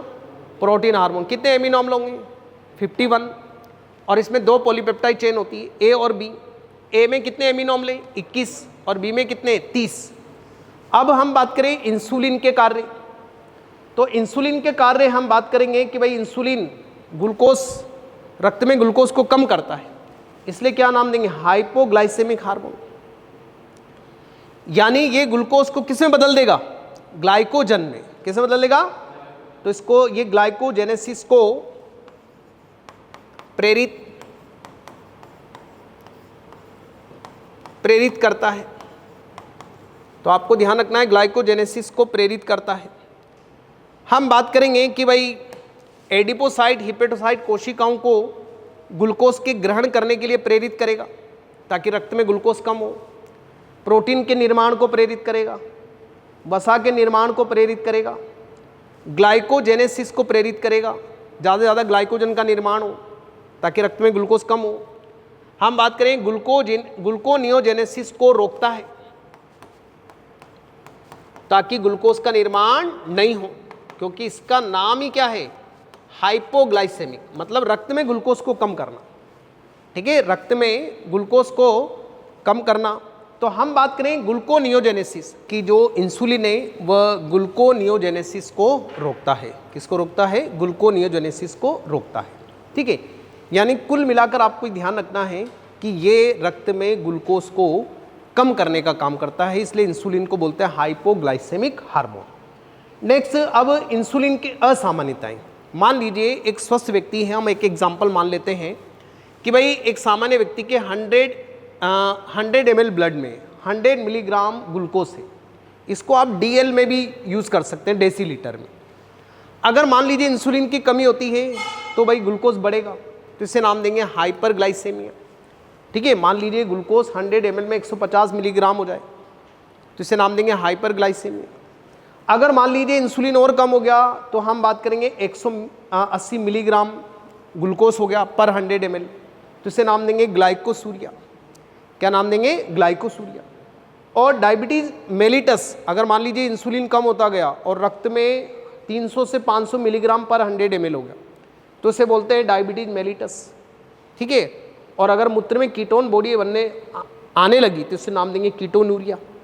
क्या नाम देंगे? कीटोनूरिया। ये सब NCERT की लाइन है। नेक्स्ट हम बात करते हैं बच्चों इसके बाद कि भाई जनद। ठीक है, तो हम जनद में बात करेंगे कि भाई वर्षण। आप सभी जानते हैं, 12वीं आप लोगों ने पढ़ा हुआ है कि भाई वर्षण एक जोड़ी होते हैं, मीजोडम के होते हैं। इनको प्राइमरी सेक्स ऑर्गन बोलते हैं क्योंकि इनके द्वारा युग्मक भी बनते हैं, हार्मोन भी। और वर्षण कोशों में होते हैं। अब यहाँ आपको वर्षण की संरचना नहीं समझनी है, यहाँ वर्षण से निकलने वाले हार्मोन समझने। वर्षण में शुक्र जनन नलिकाएं पाई जाती है। क्या पाई जाती है? शुक्र जनन नलिकाएं। तो हम बात करेंगे कि शुक्र जनन नलिकाओं के बीच में लेडिंग सेल या अंतराली कोशिकाएं या इंटरस्टिशियल कोशिकाएं। तो आप याद रखेंगे कि वर्षण की शुक्र जनन नलिकाओं के बीच बीच में लेडिंग सेल, अंतराली कोशिकाएं या इंटरस्टिशियल सेल पाई जाती। इनके द्वारा एंड्रोजन स्त्रावित होता है। क्या स्त्रावित होता है? एंड्रोजन। भाई एंड्रोजन को नर हार्मोन भी कहेंगे, और इसमें ये स्टीरॉयड हार्मोन है, ग्रुप हार्मोन है। और इसमें मुख्य रूप से क्या होता है? टेस्टोस्टेरोन। ये स्टीरॉयड प्रवृत्ति का होता है। अब हम बात करेंगे जो टेस्टोस्टेरोन है भाई, अधिवर्षण, शुक्रवाहिनी, जनन अंगों में वृद्धि को प्रेरित करेगा। ये भारी आवाज, मोटी आवाज बनाता है टेस्टोस्टेरोन, इसको बोलते हैं लो पिच वॉइस। ठीक है, हम बात करेंगे कि भाई द्वितीयक लैंगिक लक्षण के व्यवहार बढ़ाएगा, चेहरे पर दाढ़ी मुंचाना, आवाज का भारी होना, एग्रेसिव आक्रामक नेचर होना। ठीक है, हम बात करेंगे नर लैंगिक व्यवहार को प्रेरित करता है, इसे लिबिडो बोलते हैं, ये एनसीईआरटी की लाइन है। ठीक है, एनसीईआरटी लाइन है, तो आप ये ध्यान रखेंगे कि नर लैंगिक व्यवहार को प्रेरित करता है। इसके अलावा एनसीईआरटी की एक और लाइन याद रखेंगे कि वे प्रोटीन व कार्बोहाइड्रेट के उपचय या एनाबोलिज्म को प्रेरित करता है, मतलब इनके निर्माण को प्रेरित करता है, इनके निर्माण को क्या करता है, प्रेरित करता है। नेक्स्ट हम आते हैं कि भाई अंडाशय। अंडाशय आप सभी जानते हैं कि भाई एक जोड़ी होते हैं और मीजोडर्म के बने होते हैं, प्राइमरी सेक्स ऑर्गन कहेंगे। अंडाशय में दो बातें याद रखेंगे कि भाई ग्राफियन फॉलिकल और कॉर्पस ल्यूटियम पाया जाता है। ठीक है, 12वीं क्लास में आप पढ़ेंगे या आपने पढ़ा होगा कि भाई अंडाशय में ग्राफियन फॉलिकल, परिपक्व पुटिका और कॉर्पस ल्यूटियम पाया जाता है, इन्हीं के द्वारा हार्मोन स्त्रावित होते हैं। तो यहाँ इस चैप्टर में आपको हार्मोन पर फोकस करना है। पहला है एस्ट्रोजन। भाई एस्ट्रोजन को हम स्टीरॉयड हार्मोन भी कहेंगे। क्या कहेंगे? Steroid hormone. ये ग्राफियन फॉलिकल की थीका इंटरना से स्त्रावित होता है और कुछ मात्रा में कॉर्पस ल्यूटियम से भी स्त्रावित होता है। जो एस्ट्रोजन है फॉलिकल्स के निर्माण को प्रेरित करेगा, पतली आवाज़, हाई पिच वॉइस बनाता है, स्तन ग्रंथियों में वृद्धि को प्रेरित करता है, स्तन ग्रंथियों में नलिकाओं के निर्माण को प्रेरित करेगा। हम कहेंगे शरीर के कुछ भागों में वसा का जमाव बढ़ाता है और फीमेल के व्यवहार को सरल व शांत बनाता है एस्ट्रोजन हार्मोन। ठीक है, आप ऐसा ही बोल सकते हो, मादा लैंगिक व्यवहार को प्रेरित करता है, द्वितीयक लैंगिक लक्षणों को प्रेरित करता है, शरीर के कुछ भागों में वसा के जमाव को बढ़ाएगा, स्तन ग्रंथियों में वृद्धि को प्रेरित करेगा। इसके बाद हम आते हैं प्रोजेस्टेरॉन। ये स्टीरॉयड हार्मोन है, कॉर्पस ल्यूटियम से स्त्रावित होगा। कहाँ से स्त्रावित होगा बच्चों? कॉर्पस ल्यूटियम से। ये आरोपण या इम्प्लांटेशन को प्रेरित करता है। इम्प्लांटेशन, आरोपण क्या होता है? जब भ्रूण गर्भाशय से जुड़ जाता है तो इसे आरोपण कहेंगे। क्या कहेंगे? आरोपण। ये गर्भावस्था को बनाए रखता है, गर्भाशय की चिकनी पेशियों में संकुचन को रोकता है, इसलिए इसे प्रेगनेंसी हार्मोन भी कहते हैं। जो एनसीईआरटी की लाइन है कि प्रोजेस्टेरॉन स्तन ग्रंथियों में कुपिकाओं की संख्या बढ़ाता है, एनसीईआरटी की लाइन। और हम कहेंगे कि दुग्ध स्त्रवण को प्रेरित करता है, ये भी एनसीईआरटी की लाइन है। तो आप यहां लिख सकते हैं एनसीईआरटी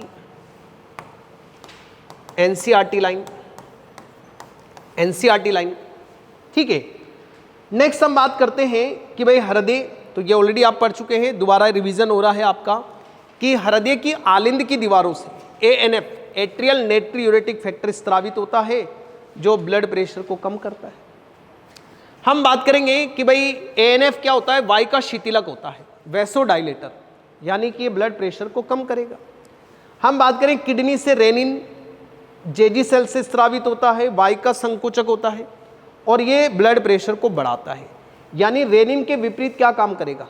एएनएफ। जोर से बोलो, एएनएफ। नेक्स्ट हम बात करते हैं इरिथ्रोपोइटिन।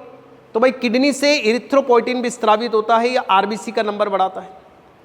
अब जो मैदानी भाग पर रहते हैं उनमें इरिथ्रोपोइटिन स्त्रावित नहीं होगा।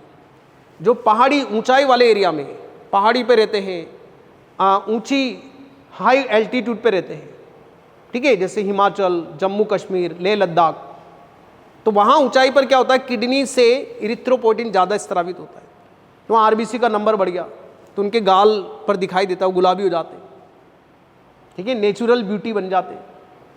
हम बात करें कैल्सिट्रोल। कैल्सिट्रोल जो होता है ये किडनी से स्त्रावित होता है, कैल्शियम के अवशोषण को बढ़ाएगा, आहार नाल में कैल्शियम के अवशोषण को बढ़ाता है। इसके बाद हम बात करते हैं कि भाई जठर आंतरिक पथ्य hormone, GIT, GIH, gastrointestinal tract hormone. ठीक है, पहला है गैस्ट्रिन, कहाँ से स्त्रावित होगा? आमाशय से, जठर रस के स्त्रवण को प्रेरित करता है। हम बात करें एचसीएल और पेप्सिनोजन के स्त्रवण को बढ़ाता है। ठीक है, एचसीएल और पेप्सिनोजन के स्त्रवण को बढ़ाता है। इसके बाद हम बात करें सिक्रिटिन। भाई आपको जानकर ये बड़ा सरप्राइज होगा कि पहला जो हार्मोन खोजा गया था वो क्या था, सिक्रिटिन था बच्चों। और सिक्रिटिन भाई कहाँ से स्रावित होता, आहार नाल से, छोटी आहार नाल के छोटी आंत्र से। और जो सिक्रिटिन है अग्नाशय रस में जल व बाइकार्बोनेट आयन को बढ़ाता है। तो आप याद रखेंगे जो सिक्रिटिन है अग्नाशय रस में जल व बाइकार्बोनेट को बढ़ाता है। इसके बाद कोलिसिस्टोकाइनिन सीसी के छोटे आंत से स्रावित होता है और अग्नाशय रस और पित्त रस के स्रवण को बढ़ाता है। जठर अवरोधी पेप्टाइड गैस्ट्रिक इनिबिटरी हार्मोन ये छोटे आंत से स्रावित होता है और जठर रस के स्रवण को रोकता है और आहार नाल की गतिशीलता को कम करेगा। ठीक है, इसलिए नाम रखा अवरोधी पेप्टाइड। क्या नाम रखा बच्चों, अवरोधी पेप्टाइड। इसके बाद हम बात करेंगे हार्मोन की प्रवृत्ति। किसकी बात करेंगे, हार्मोन की रासायनिक प्रवृत्ति। तो आपने ऑलरेडी इसके बारे में पढ़ा है, लेकिन एनसीईआरटी का टॉपिक है तो एक बार रिवाइज कर लेते हैं कि भाई स्टीरॉयड हार्मोन, अधिकांश हार्मोन जो होते हैं बच्चों कैसी प्रवृत्ति के होते हैं, स्टीरॉयड। उदाहरण बताइए आप, testosterone, aldosterone, progesterone, oestrogen. Protein peptide polypeptide hormone. ठीक है, तो हम बात करेंगे कि पीयूष ग्रंथि के hormone, hypothalamic hormone, insulin, glucagon protein प्रवृत्ति के होते हैं। ठीक है, नेक्स्ट हम बात करते हैं आइडोथायरोनिन। जो आइडोथायरोनिन है इसमें एक ही एग्जांपल है थायरोक्सिन। एमिनो अम्ल व्युत्पन्न हार्मोन भाई एपिनेफ्रिन जो एड्रिनल ग्रंथि से स्रावित होता है, इसका नाम एड्रिनेलिन भी है। अब हार्मोन की क्रियाविधि, लास्ट टॉपिक है ये इस चैप्टर का बच्चों, और वन शॉट है इसलिए हम लोगों ने थोड़ा सा इस तरह से प्लान किया कि ये लगभग 1.5 घंटे में पूरा हो जाए या उससे भी पहले पूरा हो जाए। हार्मोन की क्रियाविधि भाई आप जानते हैं, हार्मोन एंडोक्राइन ग्लैंड से स्रावित होगा और रक्त से लक्ष्य अंग की या ऊतक की कोशिकाओं के ग्राही से जुड़ता है। जैसे मान लीजिए पीयूष ग्रंथि से स्रावित हुआ और हार्मोन पैर में जाना है, तो पैर में किसकी सहायता से जाएगा, रक्त की सहायता से। किसकी सहायता से जाएगा, रक्त की सहायता से। अब हम बात करेंगे कि जैसे आप एनसीईआरटी में देखो कि भाई 2 प्रकार के ग्राही होते हैं, एक झिल्ली योजित ग्राही, एक अंतराकोशिकीय ग्राही, इंट्रासेल्यूलर रिसेप्टर। ठीक है, अब यहां पर हम बात करते हैं कि भाई सबसे पहले इंट्रासेल्यूलर रिसेप्टर क्रियाविधि, रोल ऑफ जीन। तो बहुत ही अच्छा टॉपिक है, बहुत ध्यान से समझेंगे। ठीक है, हम कहेंगे कि भाई एंडोक्राइन ग्लैंड से स्टीरॉयड हार्मोन निकला। अब जो स्टीरॉयड हार्मोन है, एस्ट्रोजन का उदाहरण ले लिया, ये अपने लक्ष्य अंग में जाएंगे और लक्ष्य अंग में जाकर, ठीक है, लक्ष्य अंग में जाएंगे और लक्ष्य अंग में जाकर डायरेक्ट जो कोशिका के केंद्रक में पहुंच जाएंगे और कोशिका के केंद्रक में पहुंचकर किससे जुड़ेंगे, ग्राही से। किससे जुड़ेंगे, ग्राही से। तो जुड़ते ही हार्मोन ग्राही कॉम्प्लेक्स बनेगा। क्या बनेगा बच्चों, हार्मोन ग्राही कॉम्प्लेक्स। भाई हार्मोन गया और ये ग्राही है, ये दोनों जुड़ेंगे और हार्मोन रिसेप्टर कॉम्प्लेक्स बनाएंगे। बच्चों ये किसे सूचना देगा, डीएनए को। किसे सूचना देगा, डीएनए को। और डीएनए से क्या बना, एमआरएनए। क्या बना भाई, एमआरएनए। और एमआरएनए जो है वो प्रोटीन बनाएगा। प्रोटीन गर्भाशय ऊतक में वृद्धि व विभेदन को प्रेरित करेगा। तो ये बिल्कुल एनसीईआरटी की लाइन है। तो आप ध्यान से देखो, ये एनसीईआरटी की लाइन है, पूरी एनसीईआरटी की लाइन है। तो हम यहां पर बात करेंगे कि भाई आप तो सिंपल याद रखो कि स्टीरॉयड हार्मोन के पास आई कार्ड है, वो डायरेक्ट कोशिका के केंद्रक में पहुंच गया और आपस में जुड़कर क्या बनाएगा, हार्मोन ग्राही कॉम्प्लेक्स। क्या बनाएगा, हार्मोन ग्राही कॉम्प्लेक्स। हम बात करेंगे हार्मोन ग्राही कॉम्प्लेक्स बनाएगा। ठीक है, अब हम बात करें डीएनए से एमआरएनए बनेगा, एमआरएनए से क्या बनेगा, प्रोटीन। और प्रोटीन गर्भाशय में वृद्धि और विभेदन को प्रेरित करेगा। इसके बाद सेकंड नंबर पर झिल्ली योजित, ठीक है, झिल्ली योजित ग्राही क्रियाविधि। या हम बात करें रोल ऑफ सीएमपी। सीएमपी का मतलब है साइक्लिक एडिनोसिन मोनोफॉस्फेट। तो आपको यहां याद रखना है कि जो प्रोटीन हार्मोन है, या हम बात करेंगे कि भाई एमिनो अम्ल व्युत्पन्न हार्मोन है, इनके पास आई कार्ड नहीं है तो इनको गेट पे रोक लिया जाएगा। तो हम कहेंगे कि भाई एंडोक्राइन ग्लैंड से प्रोटीन हार्मोन निकला, अब ये रक्त के द्वारा लक्ष्य अंग में गया। तो भाई प्रोटीन हार्मोन एफएसएच का लक्ष्य अंग क्या है, अंडाशय। तो रक्त के द्वारा अंडाशय के पास गया, तो भाई अंडाशय की झिल्ली में रोक लिया। अब जब झिल्ली में रोक लिया तो वहां पर झिल्ली में क्या है बच्चों, ग्राही। क्या है, ग्राही। ग्राही से जुड़ गया, जैसे जुड़ेगा तो वहां से रेस्पॉन्स देगा ये, ठीक है। जैसे बच्चे को कोचिंग के गेट पे रोक लिया तो सर को मैसेज करेगा, फोन करेगा कि सर मैं आई कार्ड नहीं लाया, मुझे रोक लिया, तो भाई वो रेस्पॉन्स देगा। अब ये जो रेस्पॉन्स से प्रतिक्रिया है ये एटीपी को किस में बदलेगी, सीएमपी, साइक्लिक एडिनोसिन मोनोफॉस्फेट। किस में बदलेगी, साइक्लिक एडिनोसिन मोनोफॉस्फेट, सीएमपी में बदलेगी। अब सीएमपी क्या करेगा, जैव रासायनिक क्रिया, और हम बात करेंगे शारीरिक प्रतिक्रिया, और कुल मिलाकर अंडाशय में वृद्धि को प्रेरित करेगा, ठीक है। तो आप प्रोटीन हार्मोन को भाई लक्ष्य अंग की कोशिका झिल्ली पे रोक लिया जाता है, तो वहां पर ये जैसे ही हार्मोन जुड़ेगा ये प्रतिक्रिया 1 देगा, ये एटीपी को किससे बदलेगा, सीएमपी, साइक्लिक एडिनोसिन मोनोफॉस्फेट, और ये जैव रासायनिक क्रिया और उसके बाद शारीरिक प्रतिक्रिया और अंडाशय में वृद्धि। तो यहां पर हम बात करेंगे कि भाई ये एनसीईआरटी का भी डायग्राम हो गया। किसका डायग्राम हो गया, एनसीईआरटी। ये प्रतिक्रिया 1 कर लेना इसे इंग्लिश के अकॉर्डिंग, फिर सीएमपी बना, फिर जैव रासायनिक प्रतिक्रिया और शारीरिक प्रतिक्रिया, ठीक है। नेक्स्ट हम बात करेंगे कि भाई प्रथम संदेशवाहक कौन है, हार्मोन है। प्रथम संदेशवाहक कौन है, हार्मोन, और द्वितीयक संदेशवाहक कौन है, सीएमपी, कैल्शियम, IP3। ये एनसीईआरटी की लाइन है। IP3 को बोलते हैं आइनोसिटोल 3 फॉस्फेट। क्या बोलते हैं, आइनोसिटोल 3 फॉस्फेट, ठीक है। तो बच्चों ये पूरा कंप्लीट चैप्टर हो गया है, पूरा एकदम कंप्लीट हो गया है, और इसके लिए आपका बहुत थैंक यू, बहुत धन्यवाद। आप अच्छा पढ़ते रहिए, पॉजिटिव रहिए। Thank you very much.